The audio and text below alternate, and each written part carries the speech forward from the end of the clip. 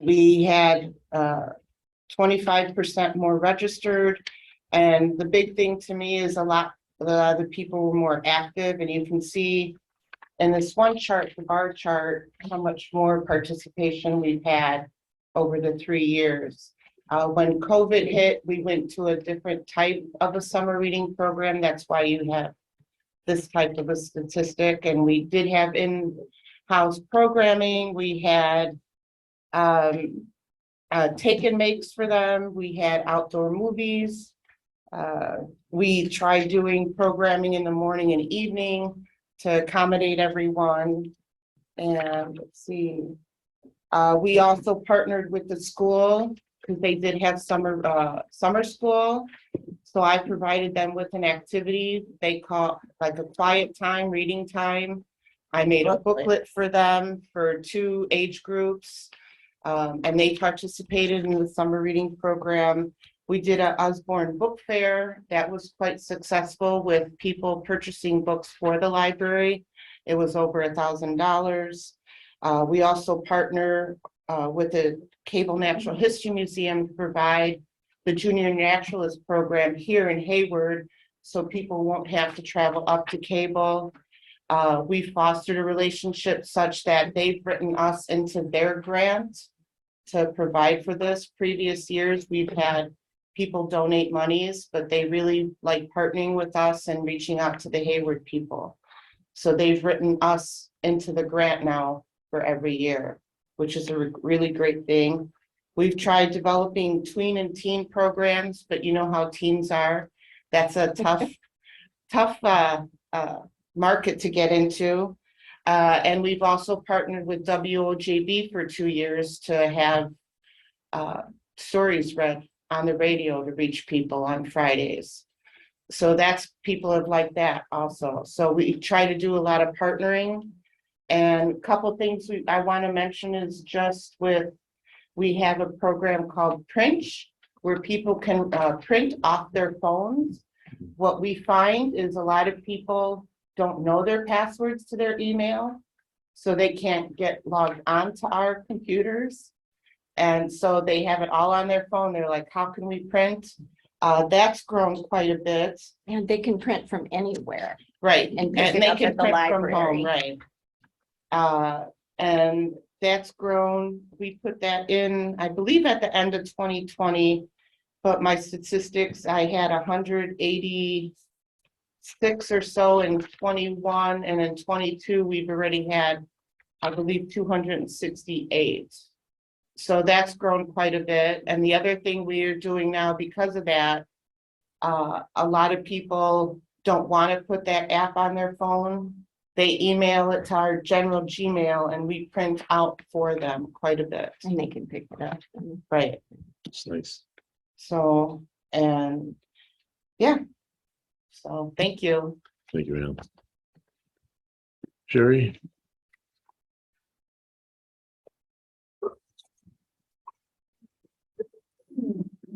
So I'm Sherry Beckman, Executive Director of the Hayward Lakes Visitor and Convention Bureau. And I want to thank you for putting us in at the 50,000, and we want to stay there. I know there's been a little bit of discussion about maybe changing that amount. Who we are the umbrella organization in promoting Sawyer County and all of the Hayward Lakes area as a premier tourism destination. We were designed to get our strength in numbers through memberships and marketing partners so we can unite all of our common goals. We have 23 board members that all have a voice on the Hayward Lakes Visitor and Convention Bureau. How long have we existed? We've been around since 1953, and we're the longest running tourism entity in the county whose sole mission is to promote overnight stays. The Sawyer County government has funded us since 1963. In July of 2003, the Sawyer County Rec Association and the Hayward Lakes Resort Association merged to form one. Who does the HLVCB report to? I attend the Economic Development and UW Extension Committee meetings every month, reporting on our marketing initiatives, our campaigns, and our results. I also do discuss any grants I'm writing, and then, of course, pat myself on the back when I do get a grant. Return on investment. For every $8 for every dollar we spend, $8 is returned to Sawyer County in tourism money. Every opportunity lost to attract a traveler is revenue not shared with the taxpayers. In 2021, and these numbers I got from the Department of Tourism, each household would have had to pay an additional $580, each household, $580 without the revenue that we generated by visitor spending to maintain the current level of government services. Our county receives 9.6 million in state and local taxes as a result of traveler spending, which is up 9.5% from the previous year. Our competition, we have to keep going after, we're all after the same target audience. So we got to make sure we're ahead of the competition.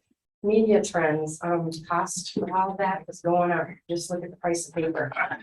You can have the same campaign one year and the next year it could be 5% increase just because of the trends. Awareness, travelers need the awareness to choose Sawyer County with direct contact. Data shows that once they're exposed to advertising, they're more likely to visit. Tourism functions as the front door for economic development because we are successful in attracting visitors. So these people view us more favorably. With our natural beauty and recreational amenities, Sawyer County is a great place to visit, to return to live, start a business, advance a career, raise a family, attend college, purchase a vacation home, or to retire. These relocations often are made because a person was first invited to the area by a tourism marketing campaign. It's called the halo effect, lifting not only visitorship, but driving business development, real estate sales, and purchase of second homes. So we're requesting that you keep funding this at the $50,000. With the support of the Finance Committee and the County Board, we can continue to promote tourism to our area and grow our local economy. Thank you for your time. That's right. Ms. Zomer? Linda Zolmer, Edgewater property taxpayer and a longtime attending the annual budget meetings as well as watching what went on at the committee level. I guess I have concerns with there has not been a presentation or acceptance of the 2021 budget and where 2021 ends up and where you expect to be in 2022, addresses fund balance and also the ability to have some flexibility in the tax levy and funding outside organizations. So it also with the timing of the budget hearing, I had sent to Mr. Kinsley and Mr. Alvarado and Mr. Schuman the timeline for this budget versus what's been done in prior years. And I think I don't know what the decision is going to be, but to have an October 20th budget hearing, I think is premature.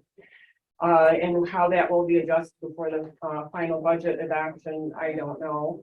And then also in terms of exhibits, while at this month's committee meetings, computer generated reports have been submitted to the committee level, I don't know that it gives the committee much information on being able to explain or understand their budgets and then adopt them as a whole county board. So I just am concerned with the budget process, the lack of the 2021 audit, and also other exhibits that help inform the board, such as when you look at the library requests from the local libraries, there is a statutory amount for them as well as what they are requesting. Historically, some libraries have requested more than the statutory amount. So in order to make an informed decision on whether additional supplementation of amounts requested, just to make an informed decision. So I know it's a rough budget process with new county board members, new administrator, and new accountant, but historically that information and that process is developed so that supervisors can make more of an informed decision. Thank you. Thank you. Has anybody got their hands up? Nope. They can speak. What was that statement? Maybe they don't know they can speak. Yeah. If you don't Just follow ask me. them if anybody has some. Is anybody that's virtual want to speak at this time?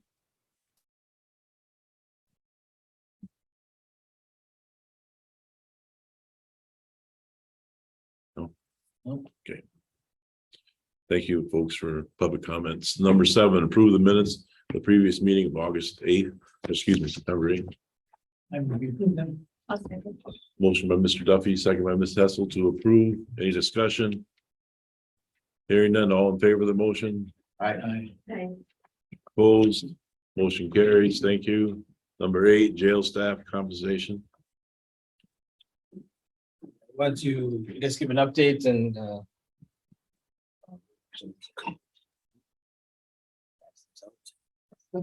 yeah. So this was a discussion started last month. As everybody's aware, we've had somewhat of a, I'll use the word crises as has the sheriff regarding our staffing in the jail. Particularly, we're short jailers and they're shipping out our female prisoners to help with that until we can staff back up. We had some losses in staff and then a combination of some employee leave. All culminated at roughly the same time. So in order to get through the next few months, we put together a number of ideas with the sheriff. And this is kind of summarizing those, the ones that are struck through, we're not moving ahead with. But the projection coming into October was that we were going to have 34 open shifts and then double that in November and December based on current staffing. So, obviously we're ordering people in, that's wearing on people. And we're also going outside of the jail to staff it by allowing road deputies to take shifts in the jail to offset the, I guess, reward or incentivize them to fill these vacant shifts. We implemented a $60 stipend per shift for filling of vacant shifts to help keep the jail staffed as needed through the end of the year. And then the other request we have is to up in the budget for 2023, we have included an increase in wages for the jail. But to be able to advertise that now so that we can help attract people into the jail. And this is partly based on survey of other counties within the region. The average starting wage is just over $22. What we found surveying about 15 jails, other counties, $22.20 is the average to $28.46 on the high side. So we're going to propose in the budget, or have proposed in the budget, to up that wage to $22.38.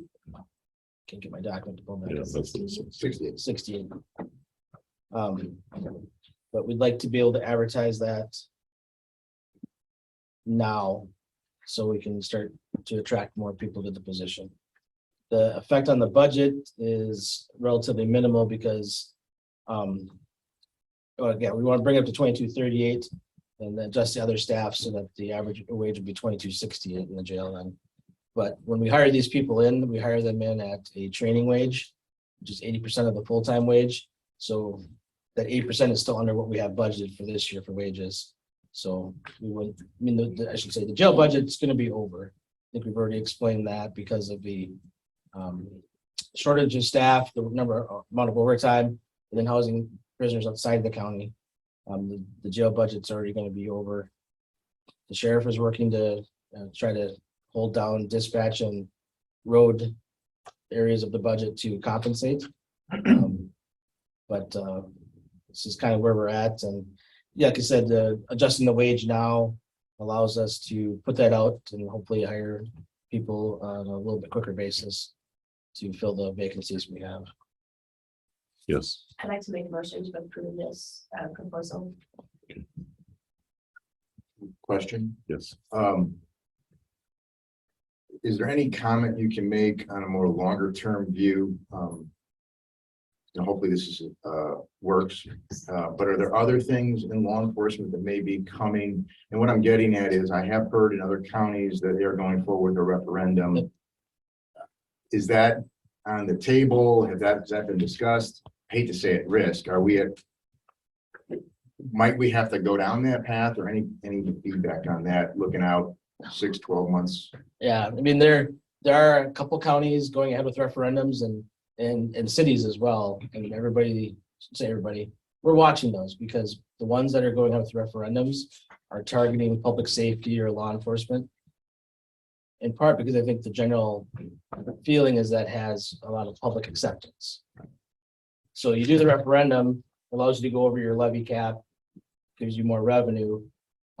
You're saying public safety, but really it's all going, I mean, you're telling the public, this is what we're gonna do with the money, but it actually just frees up the budget to be able to do those public safety things.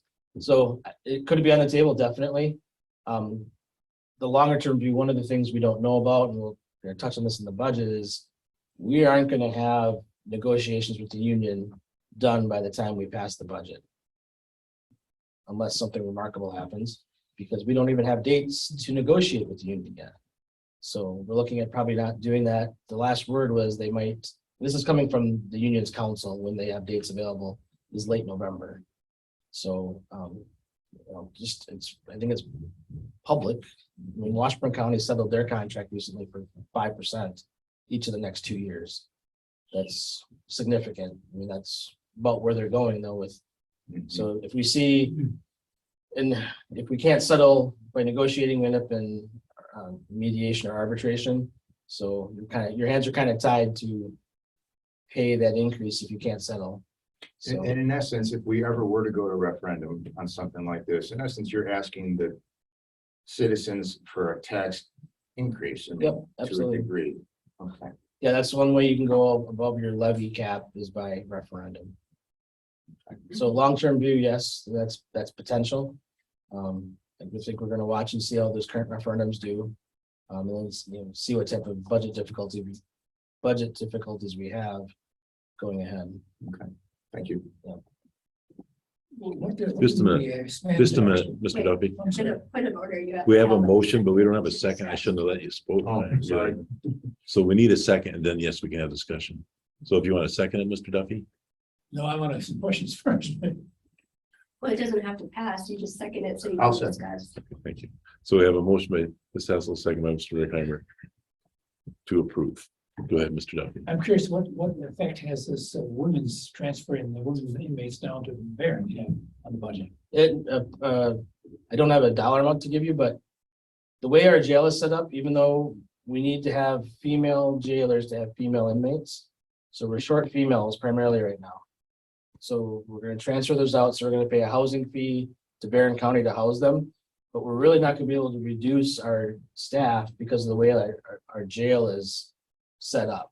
We're still needing to have the same number of bodies in the jail, but we just don't have to have a female jailer on it. But how many female inmates do we have? Oh, I believe we're gonna get with 20, mid-20s.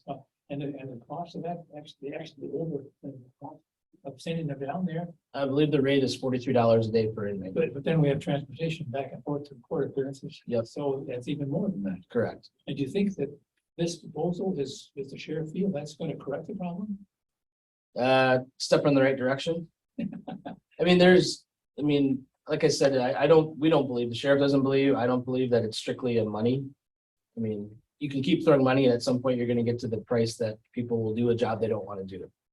So what is the problem? One, we're just countywide, region-wide, short-staffed. There's just not enough bodies to fill open positions. So people have the luxury of being able to pick the jobs they'd like to do. Working in a jail is not maybe as desirable employment. We're just informed yesterday, we're not we're losing a former jailer that's in another position at the sheriff's department. We're losing them to probation parole. And that's where a lot of our employees have ended up from the jail. It's not necessarily for a higher wage, it's maybe a comparable wage, but for a much better work experience. Would we find any increase in the number of women who applied for these jobs? Not as of right now, no. Or you think this is going to help? I think it will help. I mean, We have to try. we have to try. I mean, it's hard to, we would talk to the sheriff about some ways to add some positions in the jail that wouldn't be direct contact with inmates. You know, we have a central control position, but we're looking at ideas of how to make there'd be positions that people will more likely want to be employed in. But otherwise, it's hard to change what the jail is for a work experience. And Mr. Schuman. Yeah, thank you, Mr. Chairman. Andy and Mike, you already said that our jail and sheriff budget is over for this year, correct? Or headed to be over? Yep. And this is gonna increase that a little bit probably?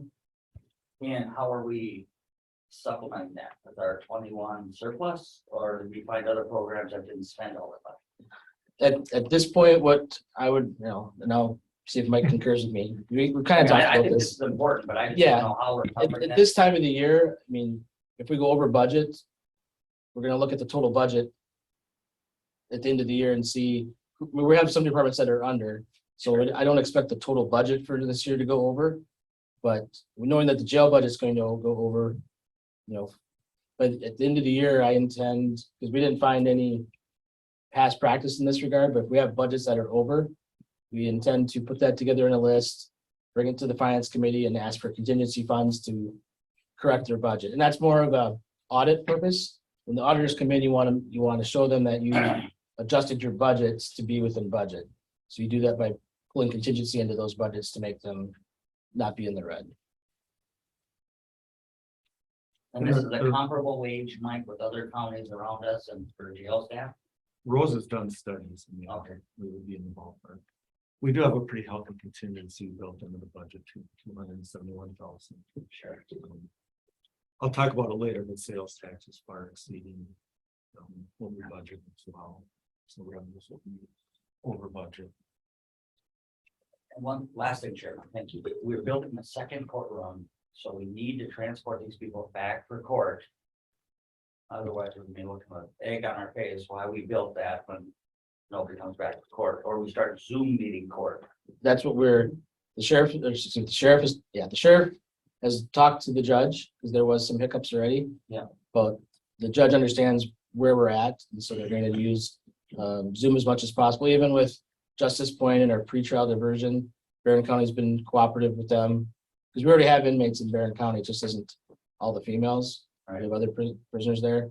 So Barron County's been good to work with and accommodating to use Zoom and other means than having to transport the prisoners back and forth. Because and that's at the bottom of that sheet, there's a transport reserve, and I guess we haven't really talked about that, but that's something the county used to have. And again, that's one we haven't maybe been as aggressive about recruiting people for. Because right now, because we're short-staffed and tight-staffed on the patrol side, we can't always send a deputy to do transport. So we contract that out to a third party at a significant dollar amount for them to go. They might go transport people if we have somebody in a hospital somewhere that needs to be sat on. We might contract with them to sit there rather than have one of our deputies sit there. We've done that before. Good idea. So I think I've talked to the sheriff about trying to. This is one of those things, will it help? We don't know until we put the ad out there, but I think, this is a retirement area somewhat. There's probably retired law enforcement that if we could bring them in and they can work a little bit of a flexible schedule, and they have the license to be able to carry while they carry a sidearm for law enforcement purposes. I think the sheriff has some criteria he wants to fulfill, but something we want to put the ad out and see if we can attract some people to fill those positions. Real quick, I'm gonna suspect there's always try to look at things holistically and a connection here. So we don't have, right now, we're gonna throw a little more money out there so that may attract. But as you said, sometimes it's not even really the money. We just don't have the workforce in the area, which then leads to attracting people outside the area coming in. So I hate to say it, but is there a housing issue connected with this potentially? 100%. Thanks. That's a big one. Okay. That's. Well, I know, I just think it needs to be mentioned. And we try to find a solution. Mr. Duffy. How do we arrive at the $60? Is that adequate enough? Should we sweeten that pot a bit? Or- Well, I'll tell you exactly how we got there. The employees were communicating with us and the administration, they wanted us to pay double time for the filling of vacant shifts. So we looked at what double time would cost and thought that was excessive. So then we looked at, rather than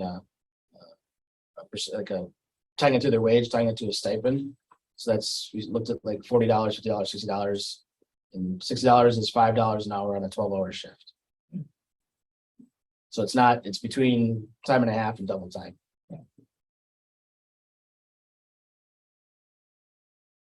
Any other discussion? Anybody got their hand up out there? No. So we have a motion and a second to approve. All in favor of the motion? I, Opposed? Motion carries. Thank you. Number 9, Mr. Peterson. Yeah, I'll start for him. Thank you. Because, so that I'm bringing this to the finance committee, the result of, the Land and Water Forestry Committee has been considering an acquisition of approximately, it's a little more than 80 acres of land within the county forest block. I'll pass, I can pull up on the screen, but I'll pass this around. It's within the county forest block that's out just to the east of the airport. It's very near, you can see on there where the Berkey Trail runs by it and other trails. Greg can explain, these parcels don't come up for sale very often. So there was a price that was negotiated with the seller yesterday. The Land and Water Forestry Committee approved an offer to purchase $315,600 for this parcel. It is a high dollar per acre, but because it's in the block, that's going to be a high purchase price. The offer to purchase is contingent upon the county board approving it. So this would be going to the county board meeting next week. The reason they're bringing it here is because we'd have to come up with a way to pay for it. We could fund it out of the general fund. That would lower our general fund. So our recommendation is to apply for a state trust fund loan to cover the purchase price. Potentially, and Mike explains the budget. We've done state trust fund loans for capital projects the last couple times when there's not a bond issue. Bond council is recommending a bond issue later in 2023 to cover our capital purchases. So you could roll that into that, roll the state trust fund loan and pay that off into the bond issue. But the other part is there might be some stewardship funds available to pay part of the purchase price, but we won't know that till next year. We could apply for up to half of the appraised value of the property. We would do that if the county approves purchasing it, but we don't know if that will actually happen.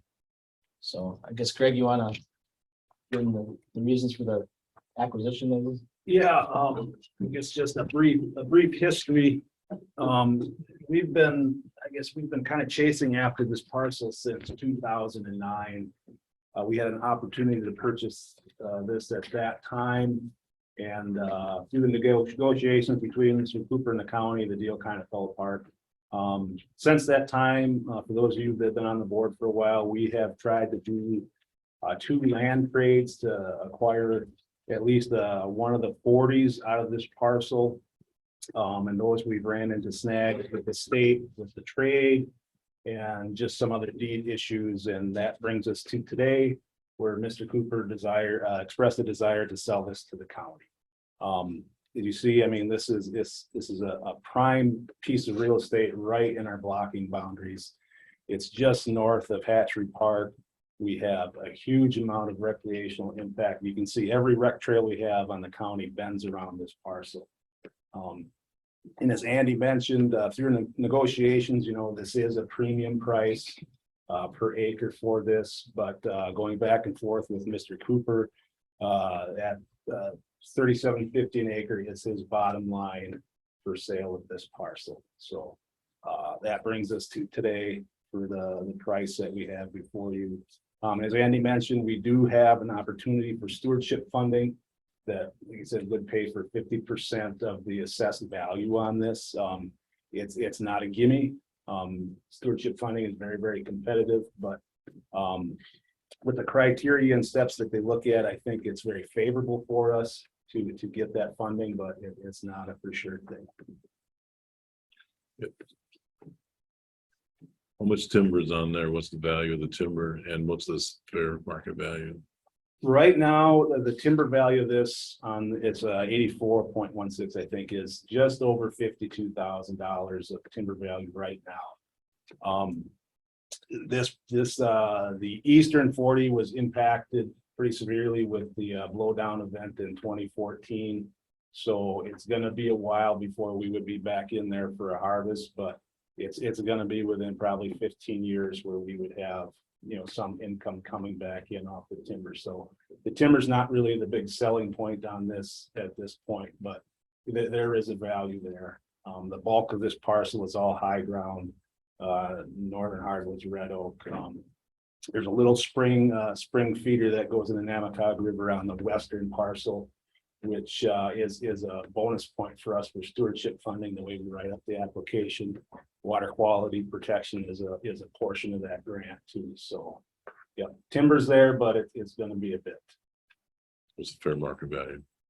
Fair market value, look at the tax assessments, it's assessing at like 1,500 an acre, so. I don't know how to equate the actual market value. I know Mr. Cooper has a value, I have a value for this parcel, so. And we want this. Still not understanding the value to us, so it's not the timber. There's a risk, I guess, if he sells it to somebody else. Is that a big issue? That's a huge issue, and he's not trying to strong arm us or anything, but he has buyers lined up. They have hunting groups that would snap this thing up in a heartbeat and would likely pay him his initial asking price, which was at 4,000 an acre. And if he sells it to a private entity, that's bad for us. He's in the middle of what we're doing there with the recreational stuff. Exactly, yeah. Yeah. Yeah. Okay. And going forward, I see nothing but more and more requests for recreational trail development in this area. To have an extra 80 in this block to put in some loop trails that come back to Hatchery Park, I think would be a huge feather in our cap. With the development that's going on south of the park. I guess I can't even describe the level of activity we have out there right now. With all the silent sports, the ATV snowmobile trail, and just the general hunting public. This gets lots of pressure. Mr. Duffy, Mr. Chairman, I move we approve that purchase. I'll second, Yeah. so we can discuss. we have a motion by Mr. Duffy, second by Ms. Hessel to approve. Mr. Schuman, you had a question? You kind of stole it, Chairman. I was wondering about the stoppage values. Mr. Sleater? You say it's under tremendous pressure right now. Is this going to relieve that pressure, or is it going to increase the pressure? It's gonna relieve it. Just you look at this map and we've got a 1/4 mile section of county forest that we have. Mountain bike single track trail, we've got the Berkey Trail, we've got snowmobile ATV trail. And then we still have to try to manage timber within that little corridor. So I think it's gonna enhance the park, it's gonna enhance our trail system. Other parcels that would pop up, I wouldn't pursue as aggressively, but this is, in my mind, is kind of a slam dunk for our management program. And like I said, we've been after this thing for a long time. And the price is a premium, the timing's not great, but I fear if we pass on this at this point, we're not gonna get a chance at it again. Mr. Alvarado? I was just gonna say for the motion, the reason it's here, the committee, Land, Water, Forestry committees refer this to the board. I'm recommending approval to purchase. I'd like the motion to be recommending approval to the county board purchase and authorizing a state trust fund application for financing.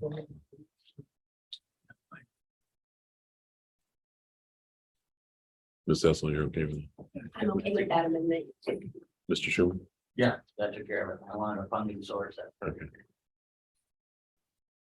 Well, not an amendment, but can that just be in the motion? Oh, yeah, I just would, Okay, I just want to make sure with this. with the addition to your, I also approve. Any other discussion? That when would the closing date be then? Is that within this year, or we deer hunt on there soon, or what? Yeah. And the only stipulation, Mr. Cooper wants a closing date before the end of the year. The offer to purchase, I'm gonna have you sign before you leave today, has it in there that will close before the end of the year. think it says you'll pay for it too. But so it has to go after, will we be approving it at this month's board meeting? Okay. That give us enough time with the agenda, because it's next week is our board meeting. Oh, okay. Anybody else have anything? Okay, we have a motion and a second to approve and how to get the funding. All in favor of the motion? Aye. Opposed? Motion carries. Thank you, Mr. Peters. Number 10, 2023 budget update.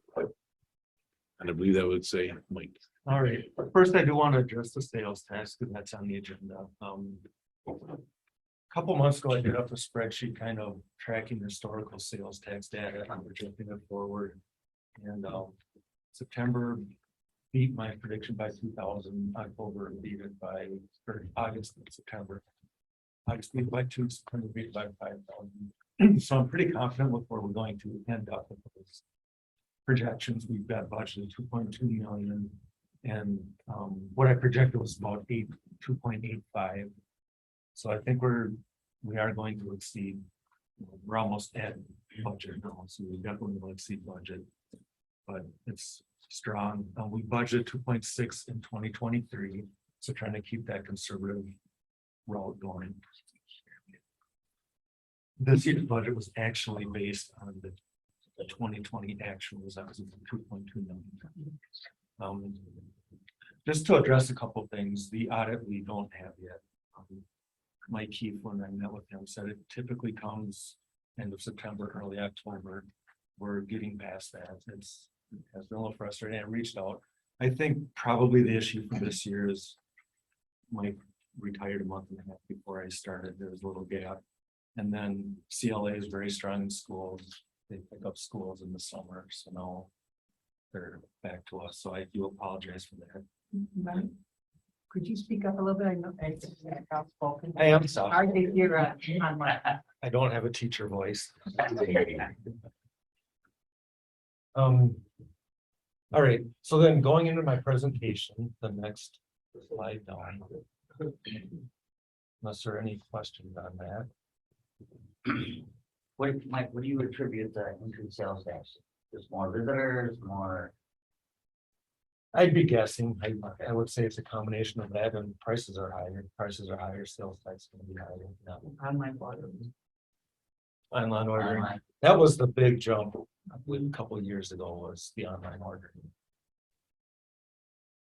So with the budget, just gonna run you through what I would be presenting next week at the budget hearing. A lot of the stuff you guys have seen already. Just a couple of the highlights, net new construction with 1.169, which equated to about $120,000. That is the highest level we've had in the 13 years that I could find on the Department of Revenue website. Sales tax we've talked about, and then as Andy mentioned, for CIP this or for next year, typically we've issued a debt in December for the following year and started paying it off the following year. What bond council has recommended with due to our courthouse construction, to roll it into that. And then we'll do that and issue that in March. So whatever remaining that we need to issue for the completion of the courthouse, roll it into the CIP. And we'll look at what's in CIP a little bit later. The next slide, and we've talked about these. The allowed levy limit exemptions, we take advantage of bridge and culvert construction and repair. We take advantage of countywide EMS. We take advantage of the payments to the library. And we take advantage of the general obligation debt. Two that we have not in the past utilized are the property and casualty insurance premiums and court ordered placements. We are recommending that we take a look at doing the insurance premiums. It would be about $250,000. That also would have to come in the form of a debt issue to get that outside the limit. And then there's just a summary of our general fund balance, without unaudited, it's just under 8 million in the general fund. And then the board requires 20 to 30% of operating expenditures, and that kind of shows where that would be. So we are well above that. Next, this is the budget hearing that's been posted on the website and should come on the paper today and next Thursday, I believe. And so let's kind of go through this. The expenditures, first of all, general government. Just a little bit of a moderate increase. Public safety is where you're going to see our biggest increase, and that is even with not pushing forward a couple of positions that were asked for by the sheriff's department. But we've had to do some salary adjustments after looking at the counties around us doing comps, our salaries were low. So we corrected that for next year. And we did add a couple of positions or recommend moving forward with them. So that is quite a bit of an increase. The rest are pretty much what we've always done. The other finance sources, you may wonder what that is, or uses, I mean. That's a transfer mainly to Health and Human Services from the general fund. And then looking at the revenue side, our property tax levy would go up a little bit on the general fund side. Most of that is due to the increase in spending on the ambulance.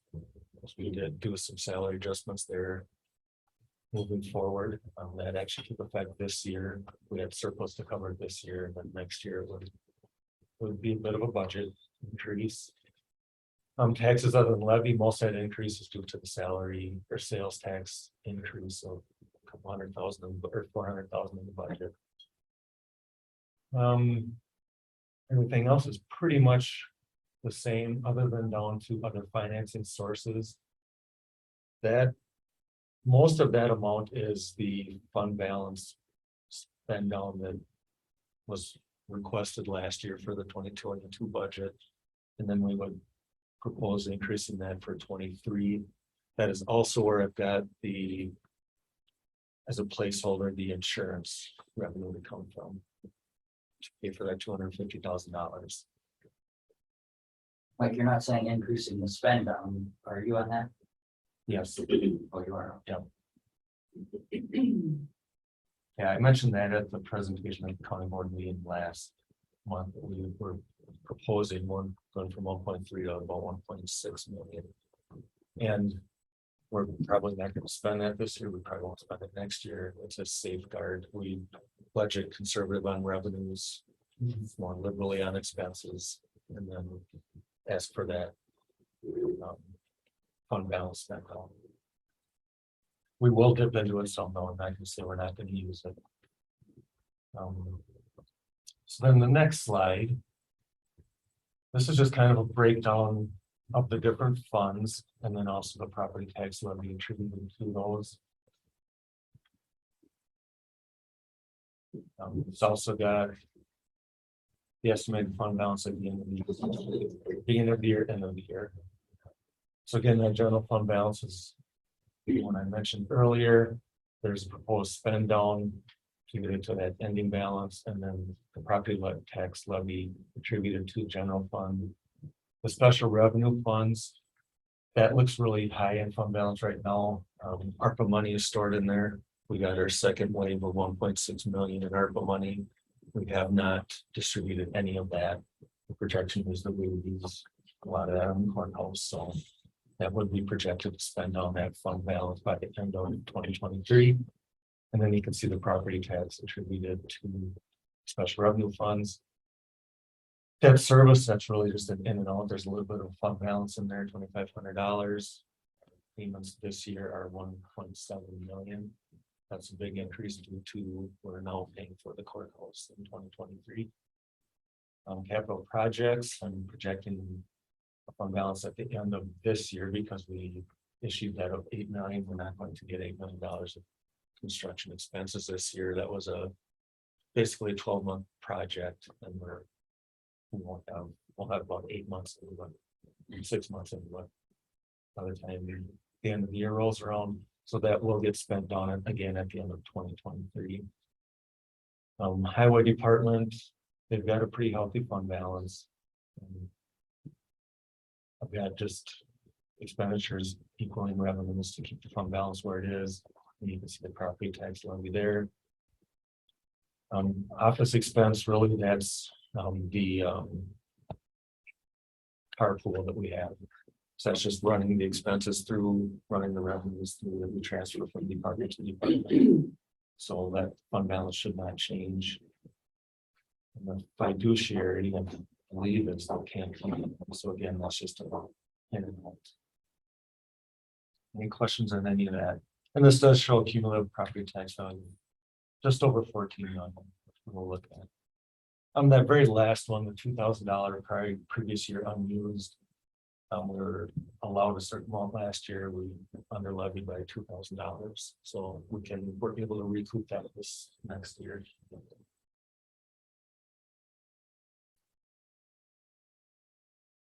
This is kind of looking at the levy rates for each different levy.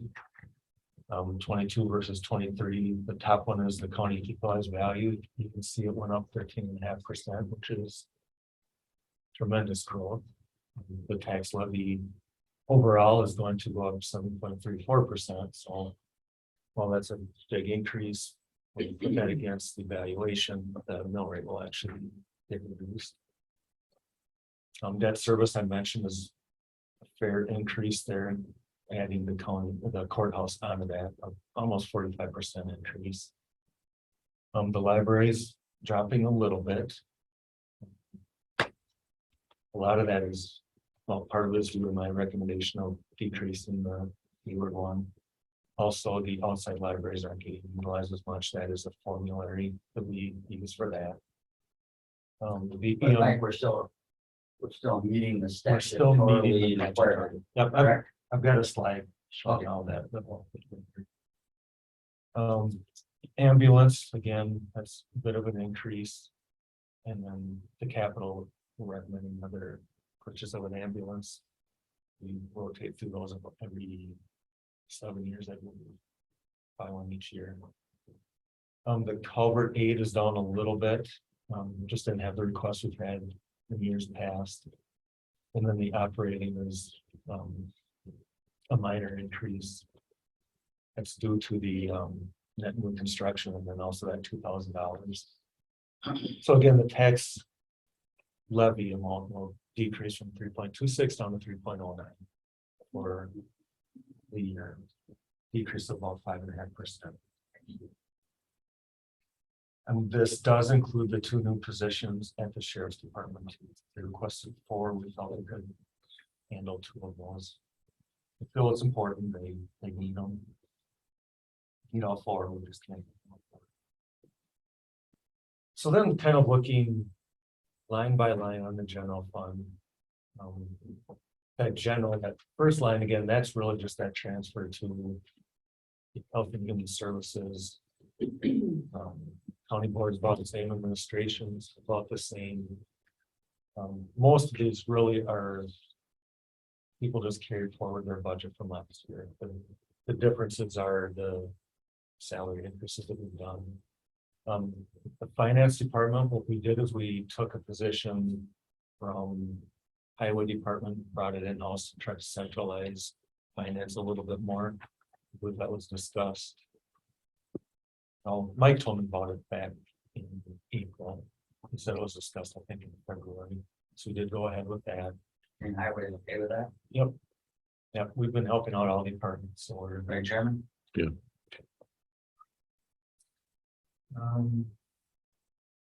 IT did ask for an increase. We're having more programs that we're having to purchase to do the jobs that we're doing. A lot of that is actually safeguarding. It's increasing our security as far as spamming and our vulnerability to someone holding us hostage. So that's a lot of that. There are some server upgrades in there as well. Just trying to point out the ones that are really changing. Building maintenance as well. We are having to budget for a second courthouse, taking care of it, the electrical, the heating, all of that. And then this year again, before I got here, position was made from half-time to full-time. And that going from half-time to full-time doesn't just double because you're bringing in benefits now, so it's actually more of a triple cost. When you bring from that time to full time. We were told it wasn't. Yes, that's what we were told, but you knew when we build a second courtroom, we have to take care of the second courtroom. And it's gonna take maintenance to take care of. Well, that was before me, but I can't Yes, say That that, was before you and Andy. but I can't say that was tied directly to the courthouse either. It could have been an ongoing need that. But it only makes So, sense. That's gonna. Yeah. With 140,000.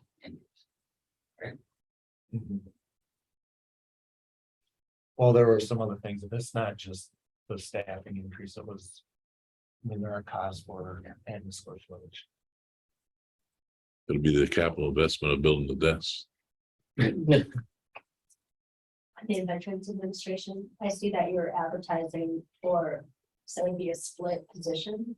So is the Veterans Association going to pay for half and then the other agency pay for the other half? Well. So the veterans had a full-time position in the books. We haven't had it filled for over a year. If you remember, we're actually taking a look at eliminating that, but then with moving them over to Oasis with EDRC, we decided that we could put that position over there. So in the end, that'll be split. So as long as our veterans are served when our CDSO is not there, like if he's on vacation, that's my biggest concern is that they still need to be served even if he's sick or not there. So when you talk about eliminating the position, I wrote ventilated for the veterans, but Yeah. So we'll have completion of that. okay, thank you. Mr. Schuman, Mike, have we seen any budget impact with moving those two departments over to Oasis and removing that child, what do you call that, Oasis, I guess? Well, that building wasn't county one before. Right. I don't think there's any shift in cost of occupancy because we already have. I mean, I don't know. Like the other half of the building. Yes, Mhm.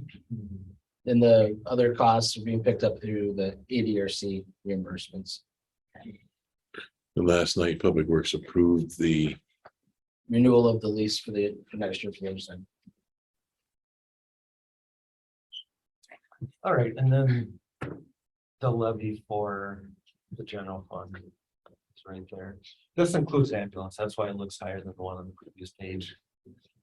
But ambulance actually is in the general fund.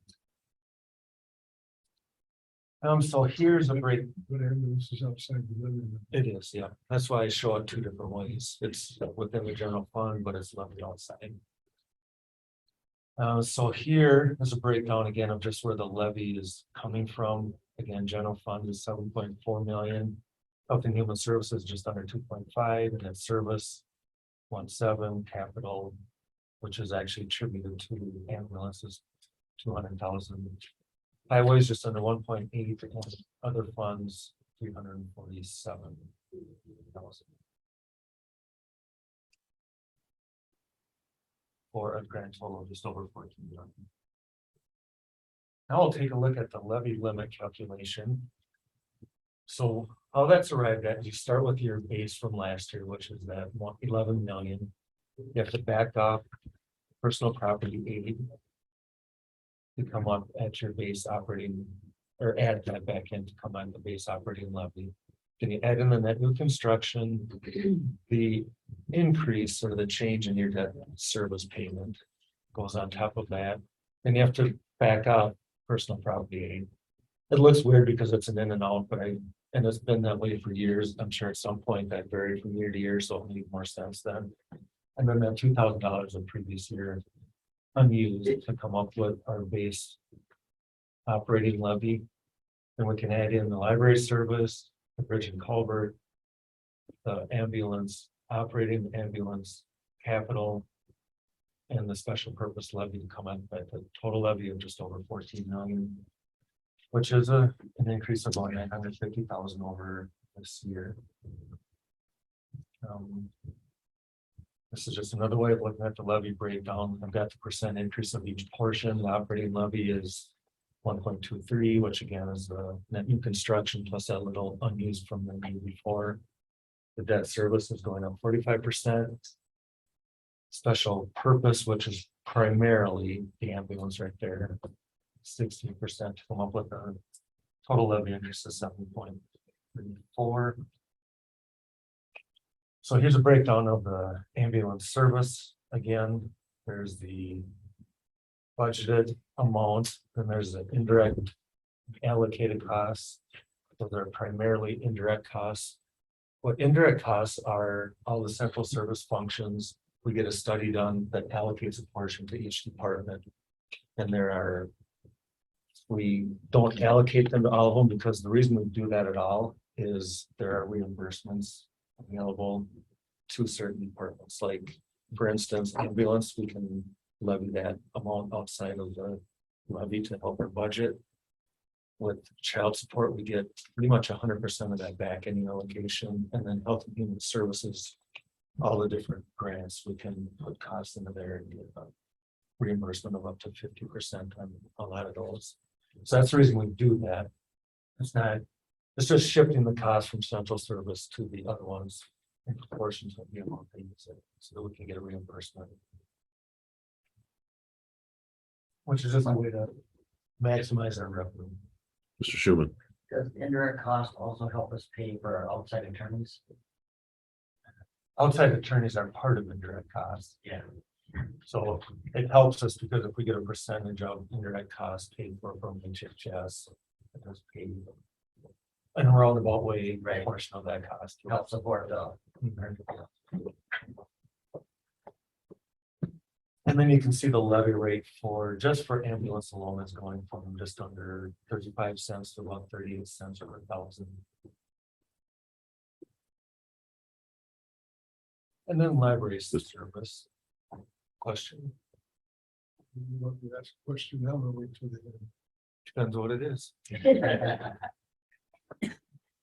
Is the per capita cost for our four townships, west of us, the same as the per capita cost? Yes, it is.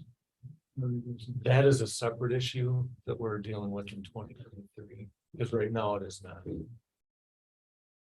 You're asking if the Washburn County townships are paying what Sawyer County are? Yeah. Yeah, right now, I believe it's still based on valuation, not per capita.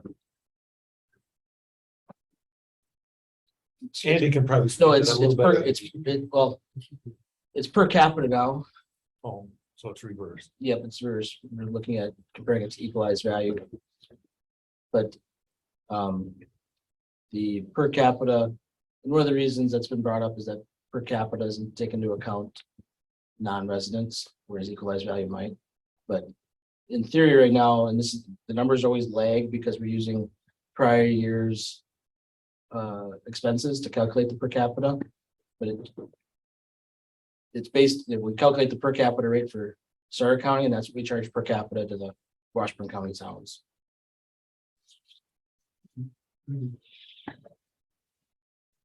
So moving on to library service, which is the next slide.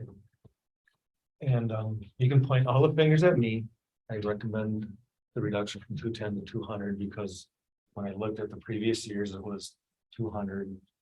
The reason I went to 210 last year was there was a match from an outside, a private party, without seeing any proof of that continuing. I'm recommending go back to 200,000. So I will take all responsibility for that. But also, we didn't lose the 10,000 of ARPA funds, so it wasn't in the general, it was ARPA. I think it was in the general. No, I thought we used ARPA funds. We Used- used it for that was that what- and Hayward Lakes. Hayward Lakes said no. I don't. Hayward Lakes was ARPA, I think the library was general, Yeah. because it still went outside the levy cap. But the formula is 127, so it's still, Yeah. still The formula is 122. the formula is. Yeah. So to answer that earlier question, the formula is on there, and I believe I presented that at the county board meeting. Either, last yeah. month. Molly, you got a comment? Yeah, I just wanted to point out that, the information I provided today could perhaps change your mind about that. Because this $20,000 we received, we are carrying over into next year. So that matches both the 10,000 that we asked for and the 2,000 that was brought as a match. But as I've also pointed out, unfortunately, the gentleman who gets donated 15,000 a year passed away. So we are short 15,000, and that is why I asked that you restore 10,000 of that. You could view that $20,000 as, I mean, the intention the gentleman gave me was to help make up for part of our deficit in hopes that the county could help make up for part of the rest of it. Thank you, Ms. Hessen. Can I ask a direct question? Yeah. So if we went down to the formula rate, how would you make up that difference? So because there's a formula rate, that is way less than what the 200,000 is. But so do you get municipality money from other places? Do you do fundraisers for other places? Because that's not in here, which we were probably never told to provide, but I'm just wondering, like, how would you make up if our board said we're gonna go back down to the formula rate instead of the 200,000, that is pretty generous proposal. Okay, going back in history from the first year, 1995, that the county board started funding us. It was obvious that the amount that was required by that funding formula, which is used through Act 420 as well, would never be enough to support our library. And the reason other libraries in our system are able to do so is because they are financed by their municipality, which is the city as well as their counties. And the year I got the job, I was told because the city of Hayward had been bearing the burden and the rest of the townships in the county actually had higher circulation than the city of Hayward. Way back then, the city decided they didn't want to carry the entire burden. And it's been that way since 1995. This is complicated, I'll try to be quick. By statute, the city provides us with payroll, the reporting, we're under their insurance umbrella. So they do things that are required by statute, but they have not funded us outright since 1995. And we have approached them many times over the 27 years I've been here. And they say that they cannot afford to do that. So my sister libraries are funded by their municipality and by the county. And as an aside, Spooner Library just received 36,000 extra from Washburn County, and the cable library, gosh, what county are they at? Bayfield never seems to have a problem being funded. And okay, what was the original question? Well, how would you make up the difference if we went back to the formula? We would not be able to exist in the way that we do now. And with Hayward growing in leaps and bounds as it has, people move in here from larger cities and they expect a pretty high level of service. And in fact, we hear about it from the parents who move in if we don't provide the services that they're used to. And it would hurt our community. We are doing things you might not see actual financial amounts that we bring to the county, but we provide the services that people are looking for when they look to move to Hayward. So like our other entities that request money during the budget, they have to provide like the grants that they, so do you get funding by grants? Do you get, we're not the only entity funding you is what I'm saying, besides your donors, your big donors. I actually am reviewing our strategic plan which ends in 2022, and I do have statistics that show the grant monies that we brought in since 2018, because this is 2018 through 2022. We do get grants every year. And both of us actively seek them. But as we've discussed in our economic development committee meetings, grants, we can't apply for every grant because it just doesn't suit what our community needs. And also grants that you apply for are for specific things. And so like, we can't get a grant for utilities, you know. I mean, they're very specific, and many of the grants also last a certain period of time, most of them for a year. And then the library would have to come up with more money to continue this service. So in that case, we don't choose those grants either. We choose grants that will not require us to seek extra income. So I think the point that I was trying to make is we request a lot of the people to supply, you know. The I think that financial we- statements, yeah. Yeah. I mean, We did receive a financial. Yeah, but I mean, so we generally, in just the year, little over a year that I've been here, we've penalized people that have done fundraising and done grants. We haven't given them an extra $60,000. So that's what I think that it's a very, $200,000 is a very generous request. So thank you. Thank you. I would like to try to get through the rest of the budget and then we can discuss other things where we want to go with that. If you would, Sure. please. Yeah, I see we're getting close. The next one is the outside organization. Almost everybody pretty much asked for what they did before. The fairgrounds asked for a little bit more. They actually. Their request totaled 47,000. They asked for 50, so I moved it down to 47,000. Senior Resource Center, we've talked about that one a little bit. It was a big 40% increase in their ask, so we kind of are meeting them in the middle. I'll ask you a question about that Sure. because the winter area, they use the Waldo Center.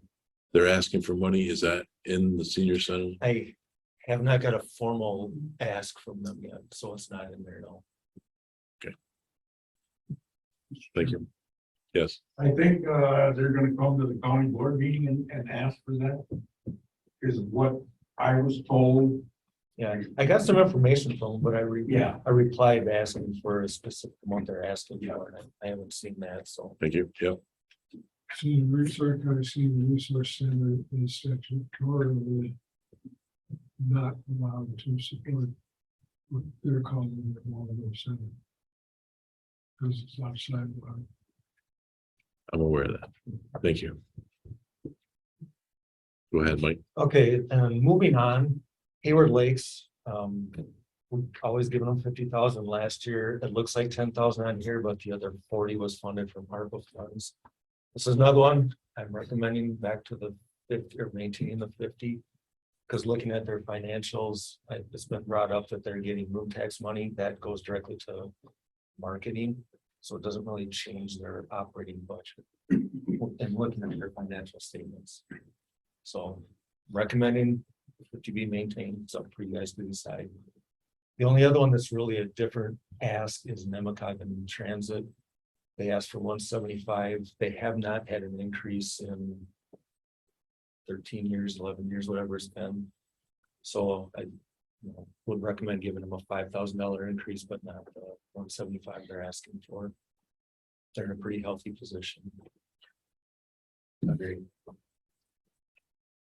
I'll just briefly show the next slide is the statutory authority for each of these. I don't need to really go through them because of time constraint here. Next is the CIP. Go down a couple more slides. So this is a summary of the ask. Actually, let's go to the one following that actually shows what the items are. That's a lot of the stuff we've seen before, a lot of highway equipment, patrol vehicles, replacing those. Did you get the rate from the health insurance down to 0? Not yet. No. We had another meeting yesterday. Okay, We're making progress. The total of all the asks are 1.367. We did 1.3 million this year, so it's pretty much in line. And again, this would not be an issue in December. County chose to move forward. It would be in March, coinciding with the debt issue for the courthouse. We've been advised to go that direction. correct? The next slide shows kind of where we've saved money from the original request down to what we're recommending. A lot of it is the health insurance savings, moving the property insurance to outside the levy limit. And then the reduction of the 2 positions at the sheriff's department. Really, I left the highest paid one in there, which is a investigator, and then one of the dispatchers, I believe, and then remove the jailer and one of the dispatchers, but they can do whatever they want with the positions or the money even. Yeah, and that's where I would just caution. I've told the sheriff this. Mike's got the positions in there.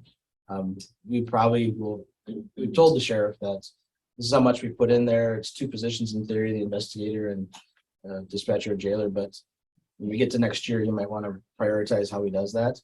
The other caveat, like I mentioned, is we don't have negotiations started yet, so we don't know where that, I mean, we've got some money built into the budget for wage adjustments for the union. If we go beyond what we budgeted, we'll have to address that, and that might be something we need to talk to the sheriff about with the money we put in his budget for next year. Okay. Go forward, Mike. All right, the next slide is really stuff we've already looked at, so I'm gonna jump to the very last one. It just shows the levy rate history. One more, please. There we go. So we've consistently been right around $3 per thousand. 10 years ago, it was actually under, moved up a little bit, and again, we'll have a little decrease from this past year, or this current year.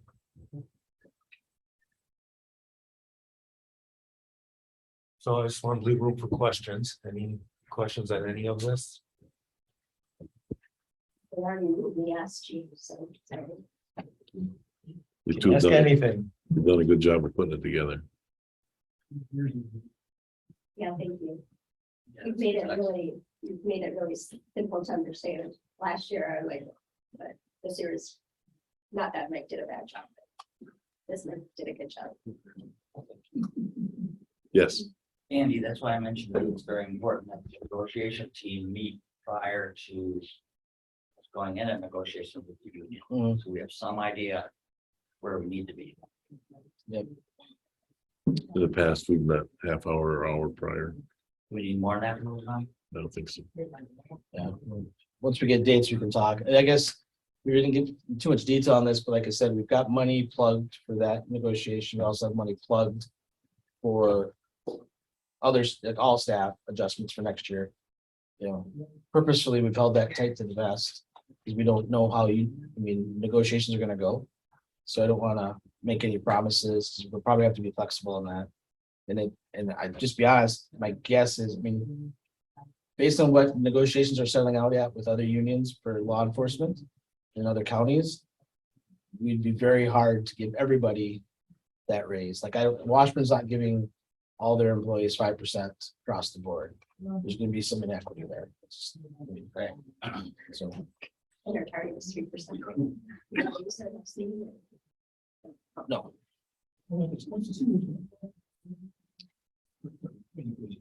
Nothing right now. No, I mean, not on the negotiation part of it. We don't have a union in scoring, Right. so we don't have to worry about that. It's paid for performance.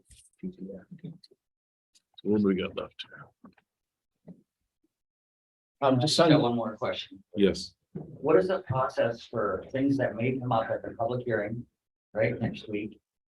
To review, they'll come back through this committee and other certain committees. I was just gonna mention that from a timeline standpoint. That's how I would see it. Is if there are things that you hear today even, or you hear at the public hearing, I would recommend that if there's changes, maybe you have a finance committee meeting between the public hearing and the November board meeting. Okay. That way you can come up with amendments to the budget to present at the November meeting then. Well, we will have a meeting in November prior. And don't forget the November meeting of the county board is earlier. Right. Yes, And then in the past, I'm concerned about changes that come up in county board at the November meeting. You know, how do you rationalize or support the changes that come from, you don't have much time. No, and I If saw the budget worst that up you last, present to us. Yep. We want to change that, then what? I crunch numbers. and get it Yeah. done. that's why we're presenting in October. I know, but you know, Mr. Chairman, that things come up in November. So, but let's try to iron out all we can in October and then tentatively make November a little bit more smoother. And like Mike would tell you that, I mean, they come up at the November meeting, we try to get them done in advance. But I think all counties face that possibility when you have the budget meeting, and adoption, there's chances for change. We have to do it on the fly and amend it, and Michael juggle the numbers because that night or the next day, Mike has to file the levy worksheet with the state. Yeah. It's a quick turnaround this year. Or maybe, I don't know, Mike and Lynn or whoever, however we're gonna do that, but we have to get that to the state right away after the meeting. Well, I commend you two for doing this to us. Very doable. And if there's anything in the process or more information you want, let me know, because I'll change it for next year. Mhm. I got a question, Mike, and I guess you touched on it, but make it more clear in my mind. You said that the Waldo Center from Winter applied, but they didn't, you reached out to them? Yeah, because he had sent me an email with some information. Yeah. And I asked, well, what's the specific dollar amount you're looking for, so I could bring that forward, and I haven't heard back. I think he CC'd me on that, and there was a dollar amount there. He had 3 or 4 or 5 attachments. I saw that. Let me bring them. Who sent this to you? Ron Pettit. There are different numbers on different sheets, though. I thought. Yeah, I there wanted was. one concise dollar amount, so I didn't get it wrong. I got mixed feelings about it because you know what? They're still part of Sawyer County. They want to go on their own. What does that mean by going out on your own? That means you're private business, I would assume.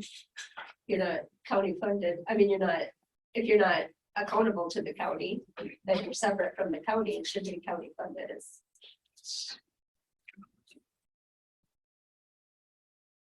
But If it doesn't fall under the senior resource center's cap, why would we consider a request? I'm asking legitimately, like I didn't know that they were going off on their own, but if they don't fall under that cap, why would we? That would be like another business. coming in. Identity, yeah. Okay, got it. All right. Yeah, and I think the other thing, and I haven't seen the request in its entirety, but I think based on what the conversation I've heard before, there's some confusion based on the services we contract with senior resource for, like the congregate meals and the home delivered meals versus the senior center part. I mean, our money really is about the meal program, not about the senior center or the activities in the facility. Right. Okay. And I guess I'll mention that we've had some communication with senior resource just on the, the amount that's in the budget is less than they asked for. They were at Human Services the other night and explained that they have increasing costs. Their meals are going to $14.50 a meal. That's up in the territory where we think there should be some looking at other options for the meals, whether it's contracting it, bringing in a third party to prepare them, reducing the number of sites where they're prepared at. I mean, there's options there. So we've acknowledged that we budgeted less than they've asked for, but we want to work with them to help them look at the options. So when they do fundraisers or write grants, is that for the facility then? And that's not for the meal program? Is that what you're saying? I don't, both actually, I think. Yeah. yes, Molly. One real quick thing with the senior center, we're working with them because they have to close on Saturday because of their funding issues. So we have people, like big group needs using the library meeting room every Saturday, and we're willing to work with them on other events as well. Thank you. Yes, I'm still a little confused about the military request. is this? Any community, in Sawyer County could decide if they want to build a community center for older adults, teenagers, whatever purpose. And they can come to the county and say, could you give us some help? Is kind of that same thing, or is this a different? thing That's- altogether? That's how I perceive it. Okay. Well, in that case, the county probably wouldn't consider honoring requests like that until the city itself perhaps was owner of the property and willing to manage basically the grant that we give them. Is that? Yep. Still? Yep. Mhm.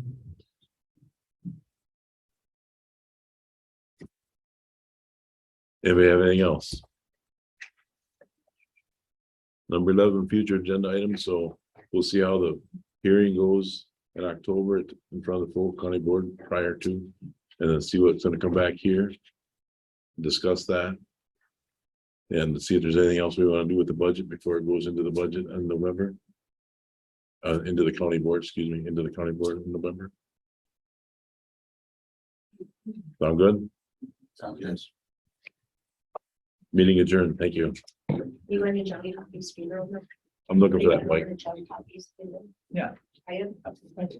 It's at 11, but the visitation was provided. Good.